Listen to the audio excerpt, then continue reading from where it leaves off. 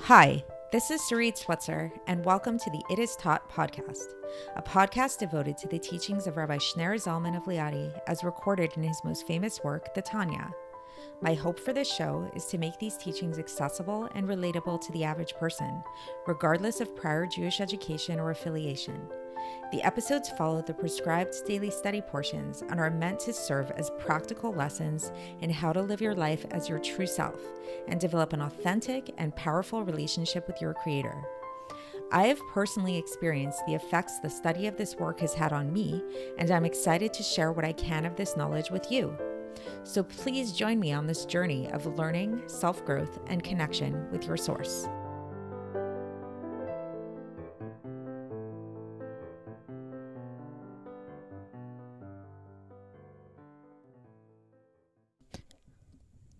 Hi, and welcome to the It Is Taught podcast. This is episode 456 for the 30th of Shevat in a regular year. First of all, happy Rosh Chodesh. This is day 1 of 2 of Rosh Chodesh Adar today, a very, very happy month. The month when we celebrate the month of Purim, and it's just known to be a very just joyous month when we're supposed to increase in joy in general. I want to ask you guys a question. How often do you check your bank accounts? Are you on top of your finances? I really hope you are. I try to be. I know that I tend to be kind of neurotic about checking my bank account every day to see what has come in, what's gone out, or whatever.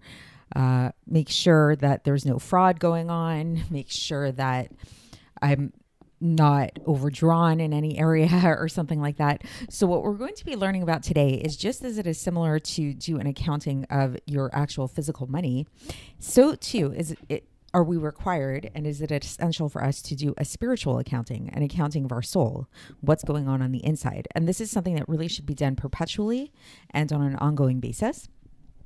And just to give a little bit of context to remember where we're at is we are still in the middle of chapter 29 of Likkutei Amarim, where we've been discussing what to do if you feel an emotional blockage in your service of God. If kind of like there's a sort of like apathetic feeling and something's blocking you from really feeling passionate towards God, even if you're not transgressing any of his commandments and you're really technically doing everything right.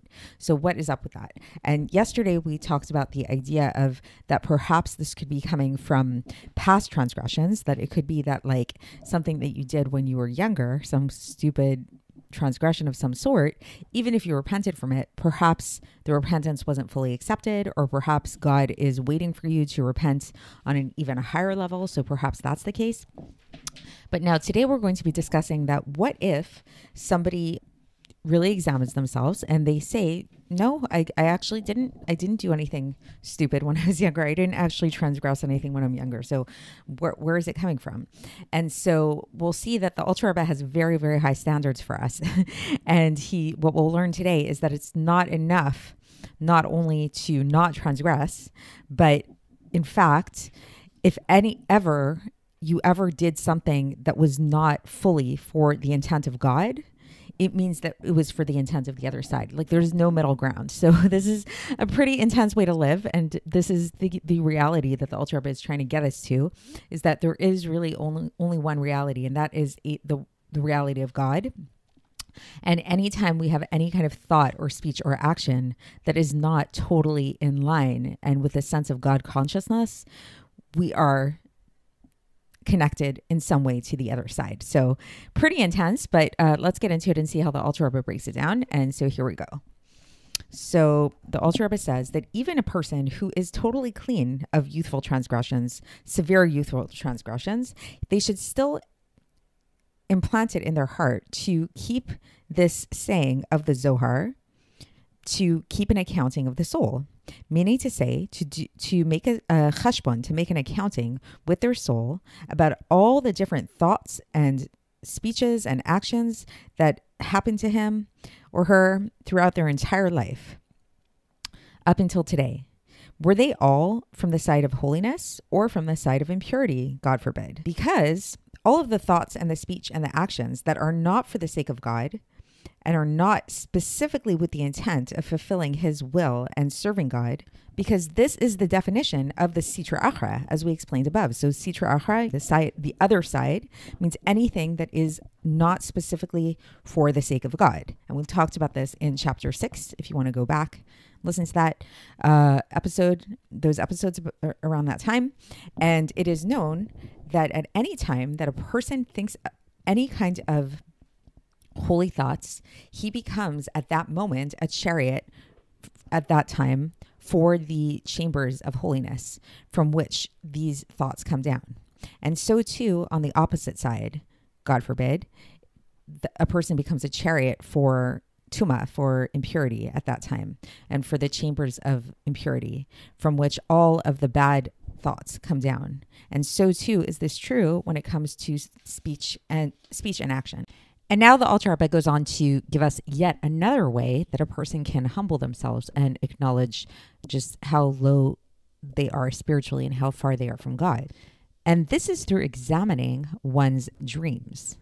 So the Alter Rebbe says that a person should also pay attention to their dreams and notice how most of the dreams that they have are actually just totally empty, or maybe even somewhat bad, like nightmares. And why would a person have these kind of dreams? Like, why would somebody have bad dreams or dreams that are just empty? This is because their soul is not going up above. So the Alter Rebbe here cites a verse from Tehillim, which is from Tehillim chapter 24, verses 3 and 4, where it says, Mi aleh behar Hashem naki chapayim v'gomer, which literally means, who shall ascend to the mountain of God? And so what this is referring to is the fact that you may have heard this idea before, that when a person falls asleep, their soul ascends on high. And so what the Alter Rebbe is saying here is that this ascent can only happen if a person is really truly in a clean state. But if they're not in a truly clean state, then their soul does not ascend in that. And then the Alter Rebbe here brings a citation from the Zohar to support this as well, that takes it a step further, which says that when somebody is not in necessarily the cleanest of states, in the purest of states, then what happens is that those that originate from the evil side, from this Sitra Achra, they come and attach themselves to the person and come to them in their dreams and tell them about all kinds of mundane affairs, and sometimes mock him and show him false things in order to torment him in their dreams. So this is sort of like where nightmares often come from, is what the Alter Rebbe is saying on behalf of the Zohar. So that's the end of the section for today. And so just to give a little recap of what we've learned in this section today. So as we've seen, the Alter Rebbe is holding us all to a really high standard. He's telling us that there is no middle ground. There's no neutrality. So everything in the world is either revealing God or concealing God. And we talked about the idea that there are certain things that are outright transgressions, right? And it's pretty obvious that those are things that we should not do. And those are things that kind of fall into the realm of the three impure klipas, like we talked about, that just totally and 100% conceal God. And that is the realm of like non-kosher animals, forbidden activities and things like that.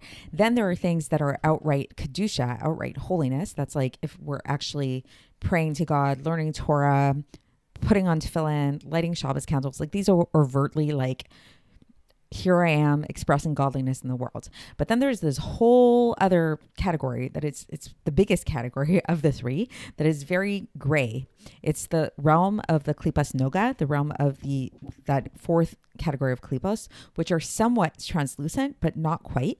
And it's our job to really take all of these neutral, quote unquote, activities and shine God through them. And the thing is, though, even though we're saying that they are inherently neutral, when it comes to our interaction with them and when it comes to what we do with these neutral activities, it's no longer neutral.